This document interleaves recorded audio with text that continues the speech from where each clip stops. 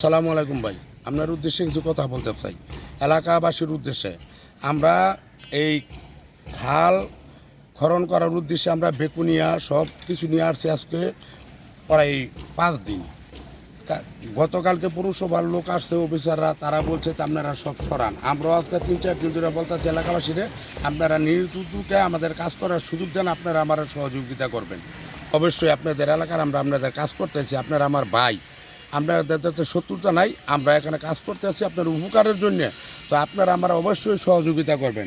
আপনারা সহযোগিতা করতে পারতেছেন না আপনাদের এই যে পাইনের লাইনগুলি আপনার গতদিন ধরে বলতে আসি, বলে আপনারা নিজ উদ্যোগে আপনারা ছুটাই দেন, আবার লাগাই নিয়েন। ডিশের তারের সমস্যা, ডিশের তার আমরা নিজেরা লোক নিয়ে বাইন্দা কোনো রকম কাজ করতেছি, এই ডিশের তারের জন্য আমাদের ব্যাঘাত করতেছে। তারা কোনোভাবেই সহযোগিতা করতেছে না, আমরা নিজেরাই করতেছি। এবং আমি সাংবাদিকের উদ্দেশ্য বলতে চাই ভাই, আপনার দেখেন কত লাইন দাদা পানি ছুটতেছে, 2 দিনের ভিতরে হারা পানি লাইনগুলি হারা বন্ধই করেন না, সারা লাইনগুলি আমাদের কাম করার সমস্যা। এবং আমরা এখন কি করছি, ওনার সম্মুখে আমরা মিটার এবং পল্লী বিদ্যুতের লোক আইন আবার এই জায়গায় শেষ হইতেছে, কালকে সেচছি আবার ডবল তৃতীয়বার আমরা শেষতাছি 20 ফুট জায়গার জন্য।